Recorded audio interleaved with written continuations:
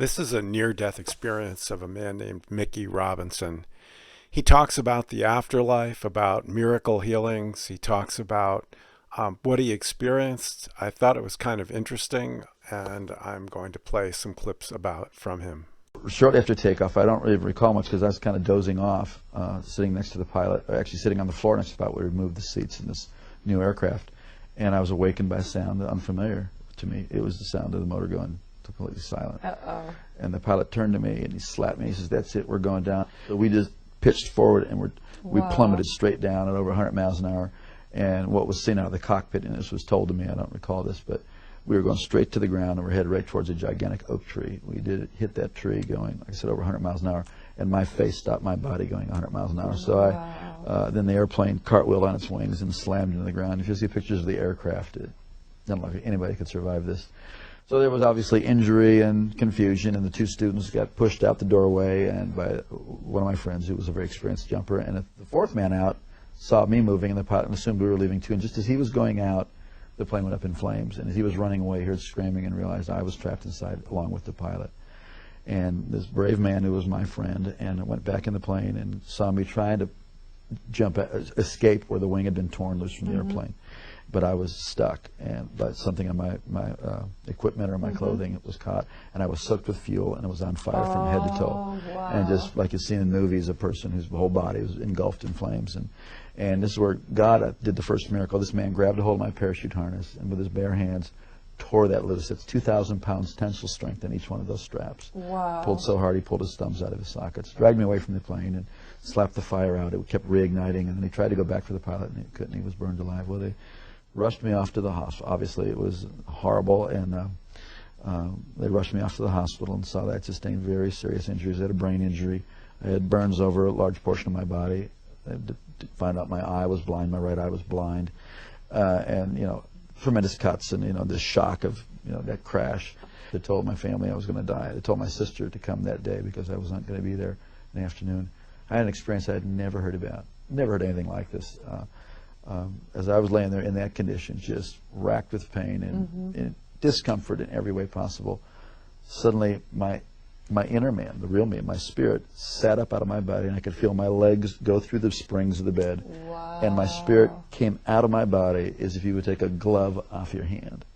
And instantly, I was in a spiritual world. Instantaneously, I knew this was the real world. And this man that I was seeing was the real me. Now, when that happened, were you aware of any pain still? Or No, were I was you totally completely separated from the pain and the carcass? Completely no, and I didn't even remember turning around and looking. I mean, I was transferred immediately into a spiritual dimension, and everything about the spirit world is more real than this world. The colors are brighter, the edges of everything are sharper, the emotions are just enhanced, they are clear, and instantaneously, the thing that really struck me the most was there was a complete absence of the awareness of time. Everything in this world is relative to time. You got up this morning, you'll go to bed at night. Something is old, something is new, it will get old. Something is born, it will die. Everything in this plane, in the physical plane, in the natural plane, is relative to time.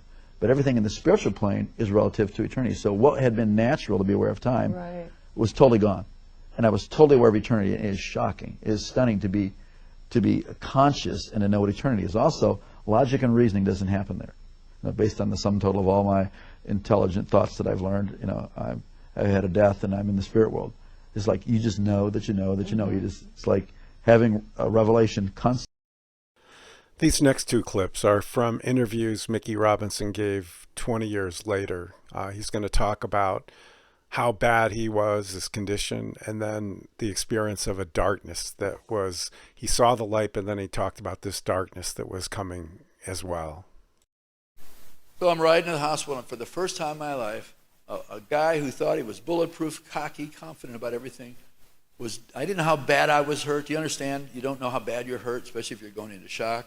But I called out to a God I knew about but never knew, and to a Lord that I never served. I said, please, help me, give me another chance. And I said that on the way there, and they let me see my mom for like 60 seconds, and then a Catholic priest was called in, and he gave me what's called extreme unction, commonly known as last rites.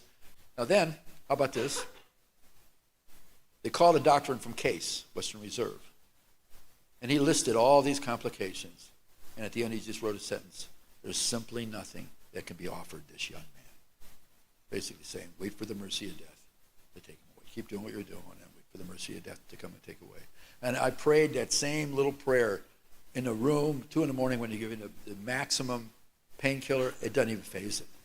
Going to an operation, you know, sometimes I was conscious enough that I didn't know if I was going in, I don't know if I was coming out.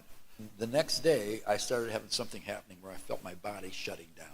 Like if you throw switches in a garage on a light bulb. This felt like life oozing away from me. They had me tipped up. I had a massive fever. They're trying to help that. I was breathing real rapid. They had me tipped up like this and not getting enough oxygen. And then all of a sudden, I had an experience. Never heard of anything like this at any time, anything associated with it.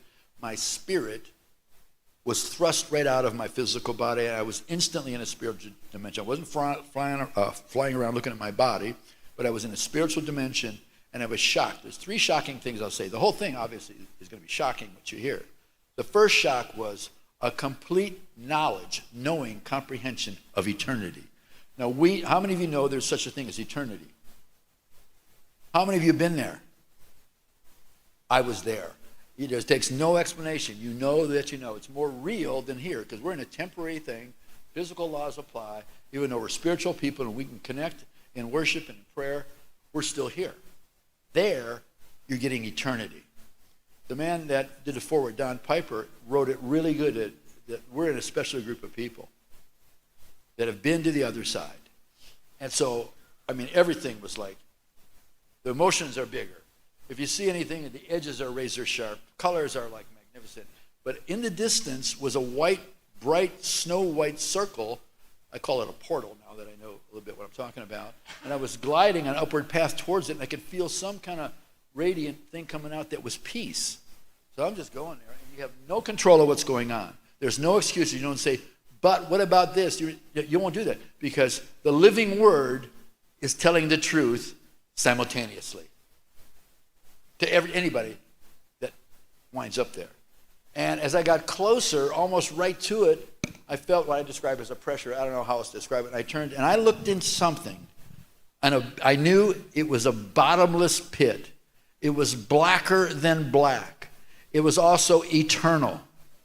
I was tasting what it would be like to be in permanent solitary confinement for eternity.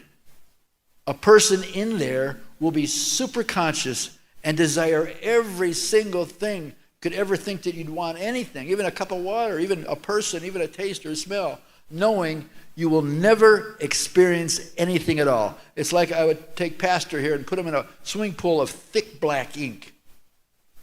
Super conscious, you won't be able to hear anything, see anything, do anything, except you will know that you have missed out on all the important life issues, and it was going to be that way forever and ever and ever and ever.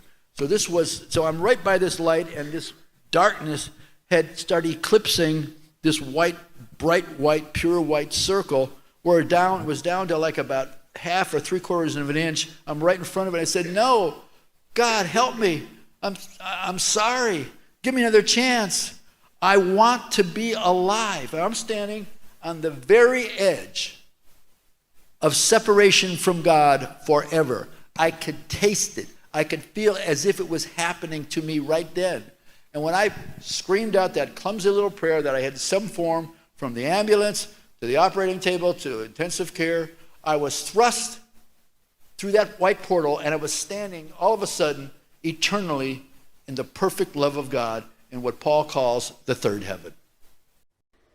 Next, Mickey Robinson's going to talk about a vision of the next 6 years of his life that he has while he's still in this presence of God. And then he's going to talk about his miraculous healing of his legs and his eye. Next, we're going to hear an interview where Mickey Robinson talks about his miraculous healing of his legs and also of the eye that was blind. Mm-hmm. And it comes an extension of the throne of God. It's from the beginning of the Bible, clear to the end. But it was going through me, and whatever that river touches, not just cleanses it, not just empowers it, you are more alive than any kind of description of what being alive is. and I'm just vibrating in this. And then was open before me was an open vision. Like we're looking at a screen right now, but this is a real life immersion of, I saw about 6.25 years of the future. I'm talking about all the time. I saw bad things on earth. I was an observer. I saw some good things. I saw my wife, Barbara, more than 5 years before we ever met. Had my arm on a rusty gate, garden gate. I'm looking out. I felt warmth because of the sunlight. And I saw this really pretty blonde lady walking towards me. I felt real peace about it. I could smell the lilac bushes. And this is 6 years before we bought this old little farm plot in Ohio. But I actually saw it and experienced it. And there was other things and some of the things I was an observer, and some of the things I was drawn into the matrix of it.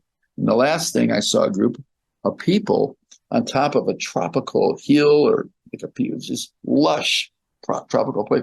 And I could hear this person, even though these people were about this tall, I could hear this person's voice.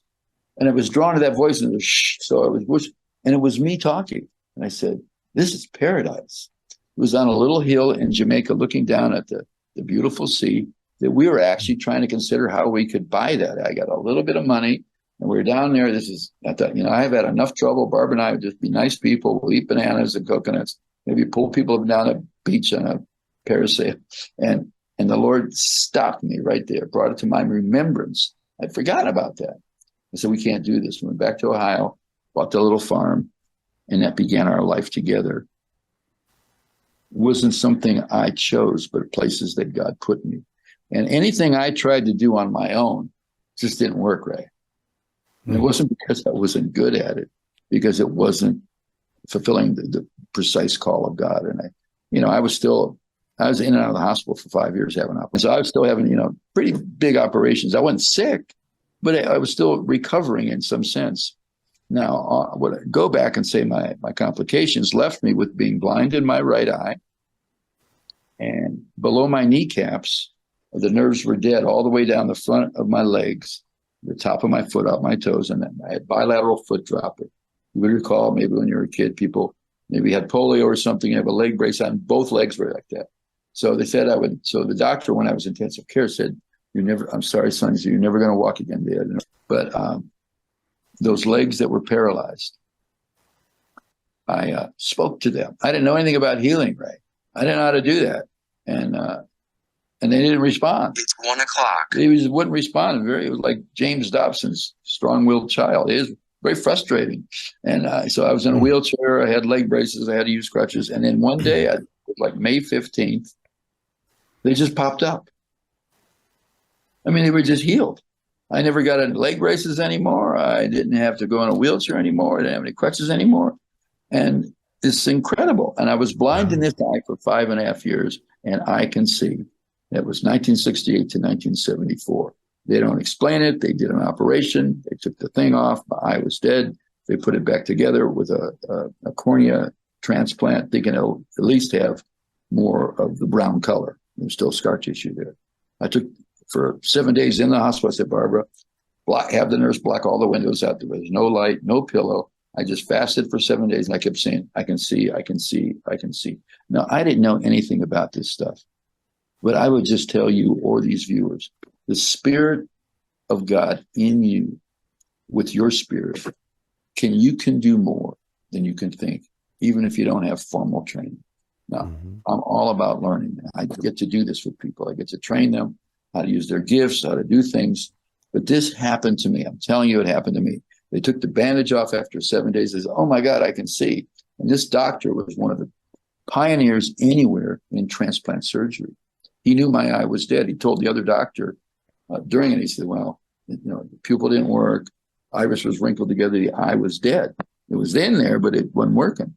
And he said, well, do you see like shadows or light? I can see everything. I saw two of everything because my muscles were flaccid. I looked like that comedian, Marty Feldman. One eye was going this way, one this way. It took about 2 weeks to bring them together.